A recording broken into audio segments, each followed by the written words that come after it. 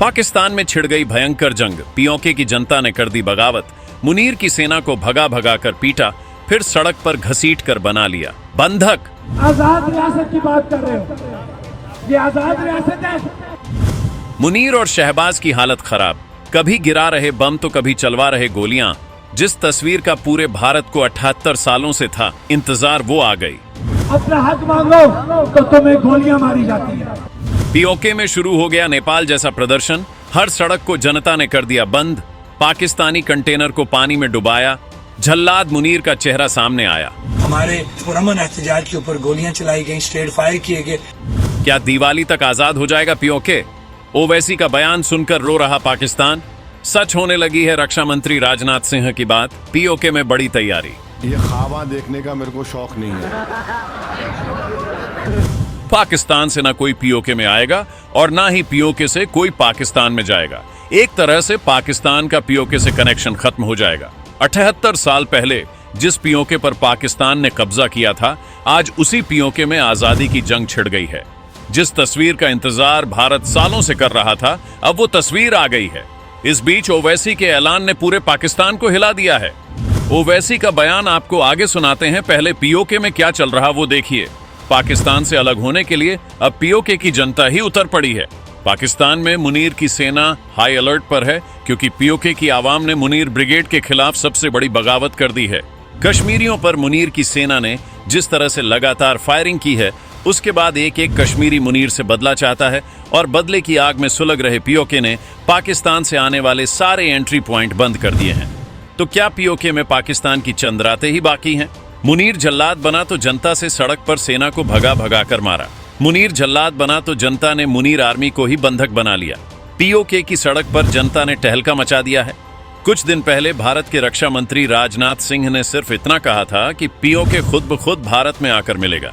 इस बात को पीओके की जनता ने रिपीट करके सुना और अब पीओके की जनता ही भारत में आने के लिए बेताब दिख रही है। जनता इस कदर नाराज है कि पीओके को भारत का इलाका बताते हुए पाकिस्तानी सेना की गाड़ियों और कंटेनरों को नदी में फेंक दिया।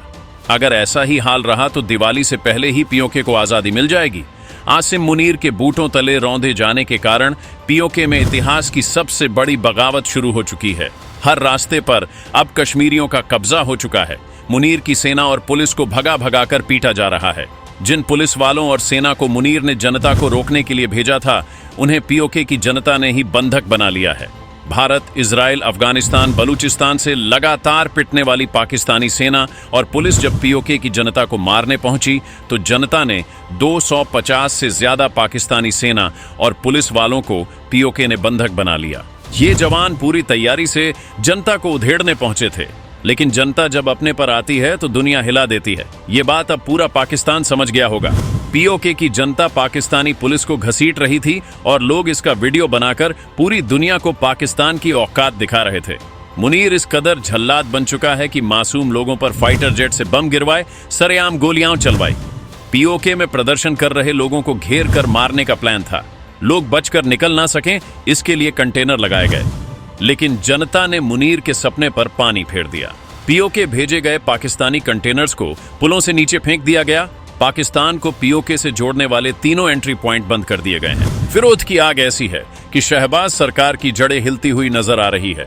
पीओके अपनी आजादी की आखिरी जंग लड़ रहा है और इस बार वो आजाद होकर ही मानेगा।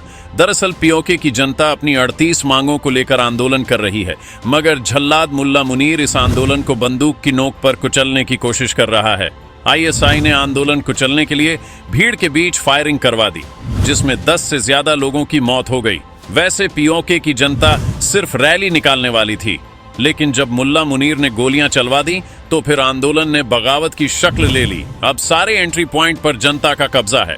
पाकिस्तान से ना कोई अब पीओके जा सकता है और ना ही पीओके से पाकिस्तान आ सकता है। हालत ऐसी है कि पाकिस्तानी ही बोल रहे हैं, अगर कश्मीरियों को नहीं मनाया गया तो पीओके में नेपाल जैसी बगावत देखने को मिल सकती है। पीओके में बाबा के बुलडोजर को भी जनता ने हथियार बनाया है। विरोध की आवाज को जब शहबाज शरीफ ने नहीं सुना तो प्रदर्शनकारी अब बाहरी शहबाज सरकार को बुलडोजर की दहाड़ सुना दी है।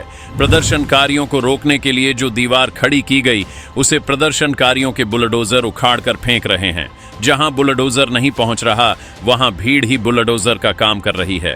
इस तस्वीर को देखकर आप समझ सकते हैं कि शहबाज की पुलिस किस तरह प्रदर्शनकारियों के आगे घुटने टेक रही है। पीओके के लोगों का अब सब्र का बांध टूट चुका है। प्रदर्शन ने बगावत का रूप ले लिया है। ऊपर से सेना की गोलीबारी के बाद लोगों का गुस्सा 7वें आसमान पर है। प्रदर्शनकारियों का कहना है ये आखिरी जंग है। शहबाज सरकार ने पीओके में रातों रात इंटरनेट और मोबाइल सेवाएं बंद कर दी हैं। पंजाब से हजारों सैनिकों को बुलाकर प्रदर्शन को कुचलने की तैयारी की जा रही है। लेकिन अब जनता के गुस्से को देखते हुए लग रहा है कि नेपाल जैसा हाल जरूर होगा। इस बीच ओवैसी के एक बयान को पाकिस्तानी बार बार सुन रहे होंगे। असदुद्दीन ओवैसी से किसी ने पूछ लिया कि अगर आप प्रधानमंत्री होते तो आप पाकिस्तान का क्या करते। जवाब में ओवैसी ने कहा कि भाई ये ख्वाब देखने का मेरे को शौक नहीं है, मैं रियलिटी को एक्सेप्ट करता हूं और मेरे को मालूम है मेरी पहुंच कहां तक है।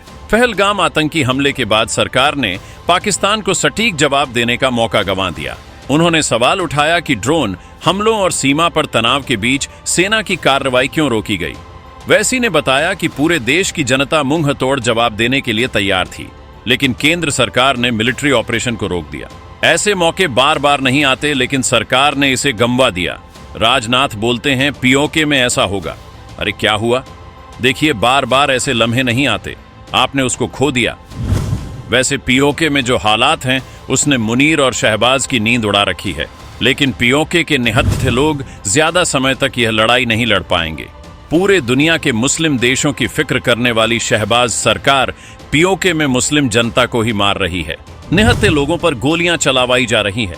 पूरी दुनिया को अब पीओके की तस्वीर देखनी चाहिए और जल्लाद पाकिस्तान का चेहरा भी देखना चाहिए। भारत के मुसलमानों की चिंता करने वाले देशों को पीओके के मुसलमानों का हाल देखना चाहिए। भारत के कश्मीर पर बोलने वालों को आज पीओके की जनता के बारे में भी दुनिया के सामने बोलना चाहिए। जंग छिड़ चुकी है, अंजाम देखना होगा। क्या दिवाली तक पीओके आजाद हो जाएगा? आप क्या सोचते हैं, कमेंट में बता सकते हैं।